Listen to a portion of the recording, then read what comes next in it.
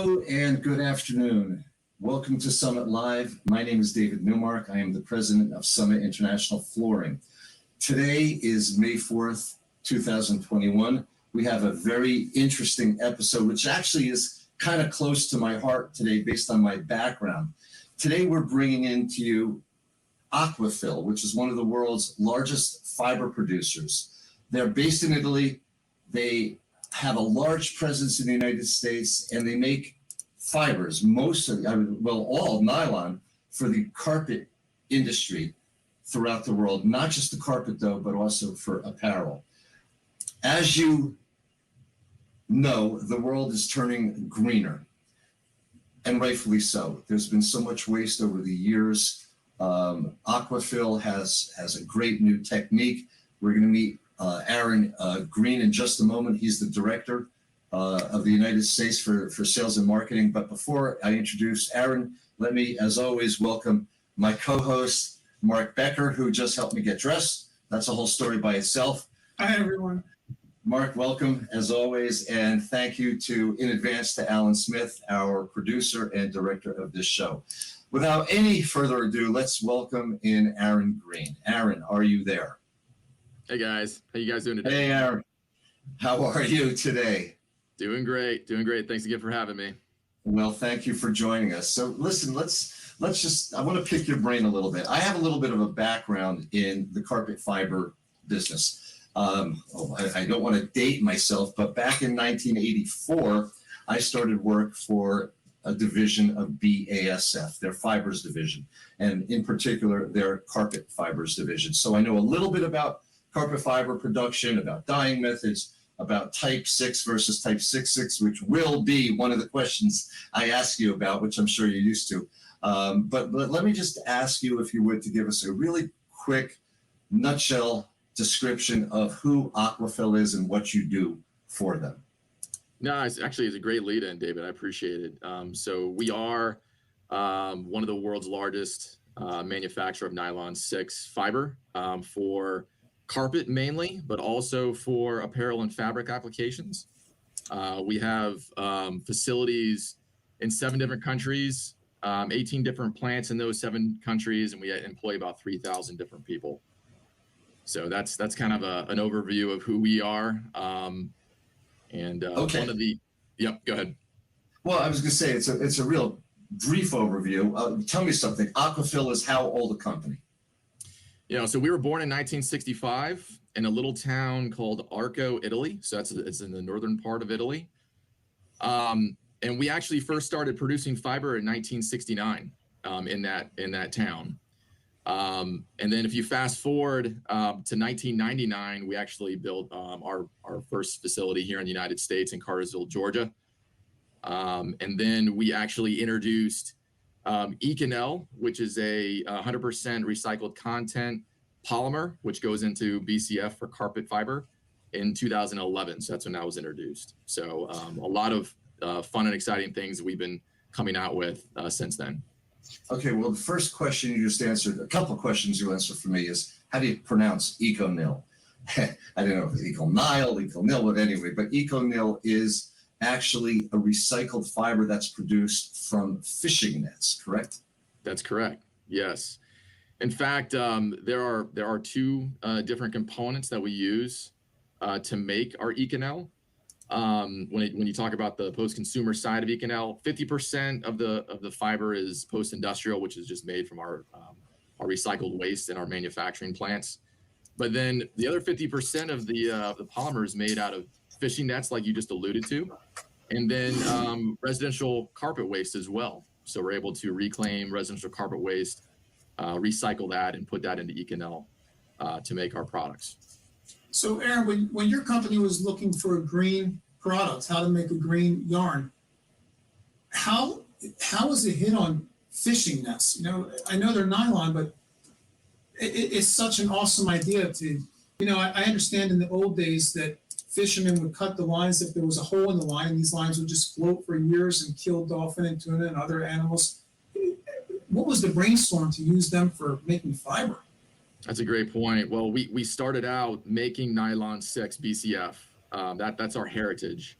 And when you look at the chemical component of nylon 6, it's easily recycled and you can regenerate it infinitely, right? So when you start looking at the waste to make up our products, fishing net is actually made of 100% nylon 6. So you can easily retrieve it, remelt it, reprocess it, and put it right back into a nylon BCF application over and over again. So it's a very easy product to recycle.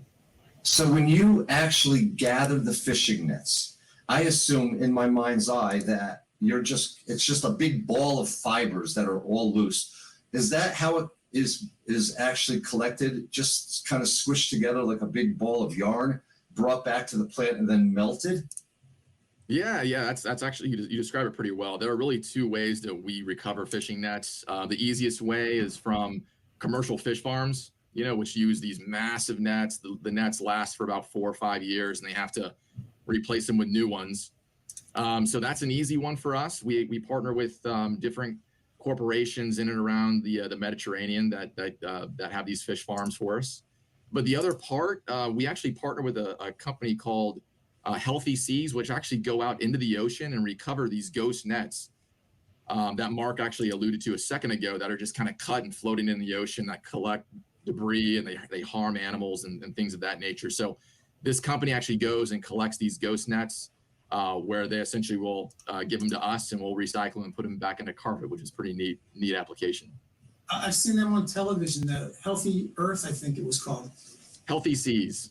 Healthy Seas, yeah, but I've seen that company, and I would think it would be so difficult because these nets have to be heavy and large and have a lot of contaminants and things that they pick up floating in the ocean. So processing must be one heck of a process to get clean net out of that.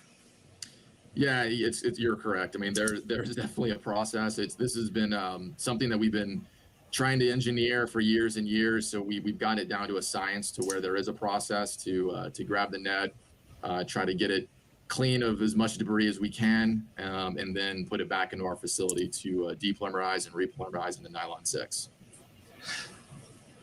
Is it against the law for commercial fishermen to just drop their nets and just leave it?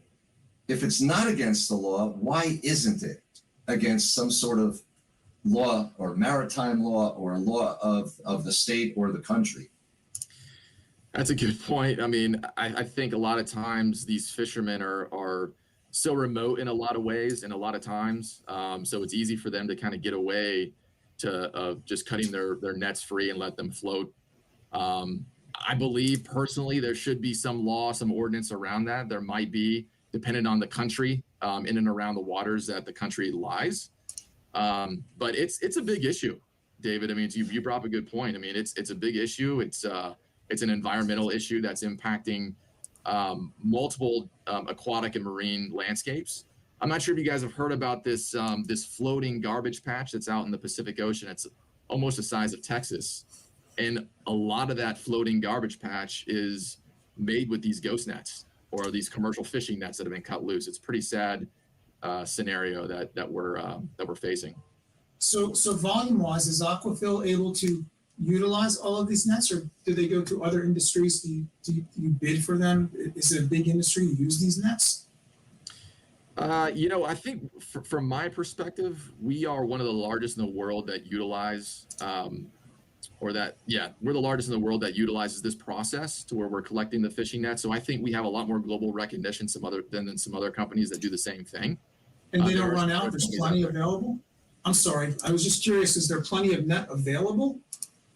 Yeah, there's plenty of net available, but for us too, it goes beyond just fishing nets. I know I mentioned earlier about recycling residential carpet.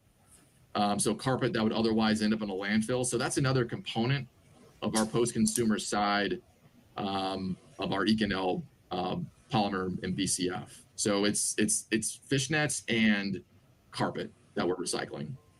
Okay, so once we go past the fact that you're recycling and working with all recycled content, because a lot of designers watch Summit Live.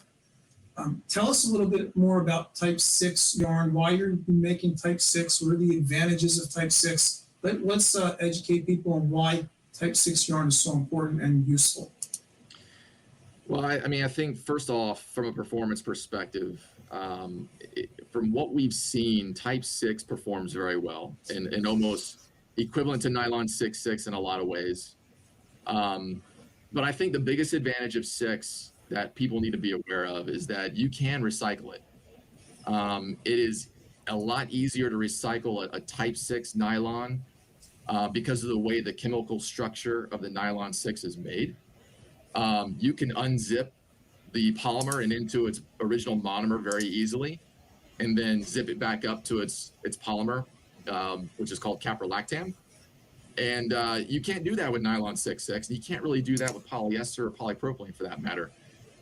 So from our perspective, we feel like nylon 6 performs equivalent as nylon 6.6 and a lot better than polyester from a carpet application. And then the added benefit of recycling as many times as you need it to, which I think is something from a environmental perspective, we want to make sure we look into that, because we want to make sure we do not put more waste into the world. We want to utilize our waste to make new products out of it. People talk about cradle to cradle. This is a true cradle to cradle product.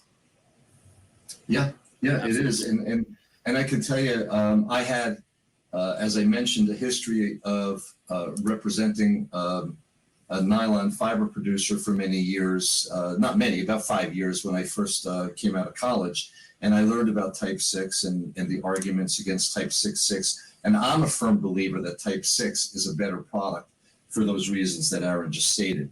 Now, Aaron, you mentioned also that your product is made not just from the recycled fishing nets, but also from waste of residential and other carpets.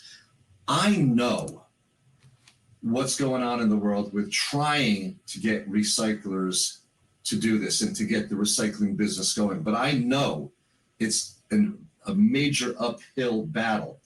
Tell us a little bit about carpet recycling, not about your product now, but about carpet recycling. How much actually gets wasted? What percentage gets thrown into the landfill as opposed to going into a recycling cycle? Oh man, too much, guys. Too much gets Too thrown much, into the landfill every year. I- It is an absolute.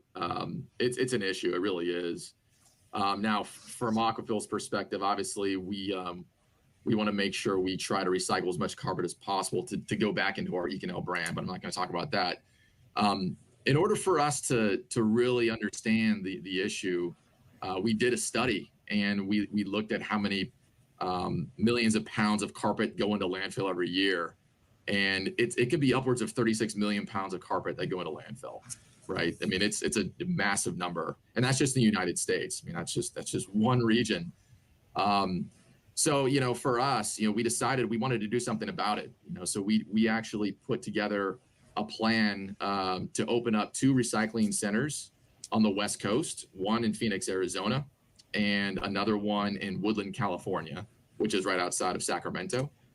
And those facilities are really meant to keep from carpet going into landfill. So we work with some partners on the West Coast to capture carpet coming out of homes and multifamily type applications, and we're bringing it into our facility to recycle the residential carpet back into a polymer or a pellet that we can send to a facility in Europe to make our ECONYL products. What about the East Coast? If you're helping capture carpet on the West, are you able to, at this point in time in the United States, help capture the tremendous amount of carpet being thrown away on the Eastern seaboard? You brought up a good point, David. I mean, one of the reasons why we chose California and the West Coast is because California actually provides a subsidy, some government assistance of actually paying us in order to do that, like a little bit of a stipend to do that. So it makes the process a little bit easier to manage when you look at the cost. It's not a cheap endeavor. I mean, it takes energy, it takes time, it takes money to do it. So right now we're actually working with some state legislatures on the east coast of the U.S. to try to do some of the same types of endeavors that California is doing.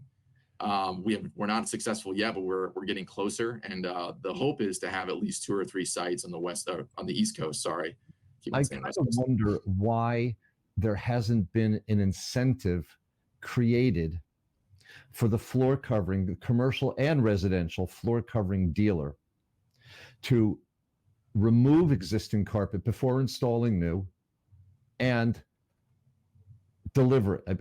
I can't even imagine the red tape that's involved with this. But if you're going to pay a floor covering dealer, then you're more likely going to get a bigger return. If it costs them anything out of the pocket, you have to believe me that I know what I'm talking about. They won't spend it. Yeah. But if there's a way to create an incentive, I guess monetize it for them, then there would. But of course, that's a big issue. It also seems to me that Issue. if the federal government was helping, then maybe you could have more recycling centers. Maybe not just on the West Coast. Maybe someplace near Dalton where so much carpet is manufactured. Yeah, that would be ideal. I mean, I think you hit the nail on the head, Mark. I mean, I think ideally, if we could find a solution to what David said, incentivize that behavior, that's what it will take. But I mean, there are plenty of locations on the East Coast that need it. Dalton's an easy one. Chicago, New York City. I mean, there's so many places where a lot of carpet is being discarded, and we have opportunities to recycle that carpet. It's just a matter of getting that. How many recycling centers do you need to stop all that waste from going into landfills?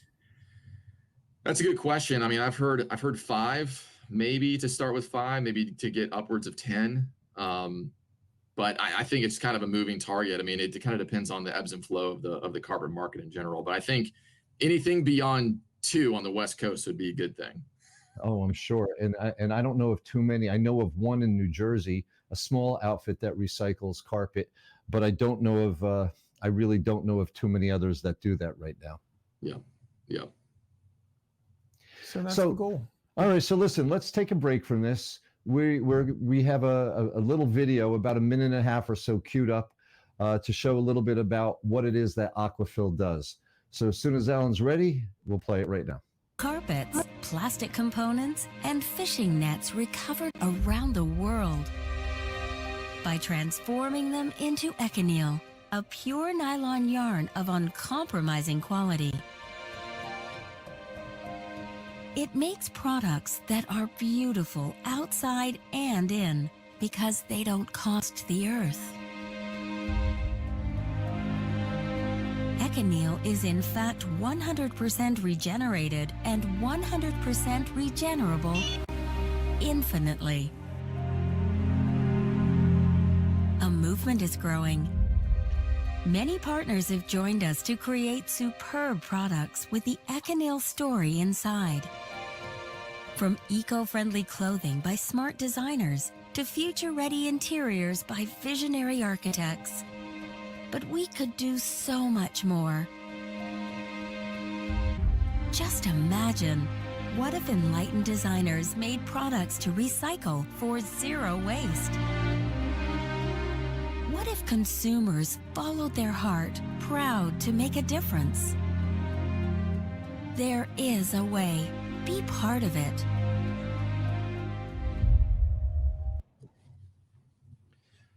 Well, it's very interesting. And I've got to tell you, I am a firm believer in what it is that your company is doing.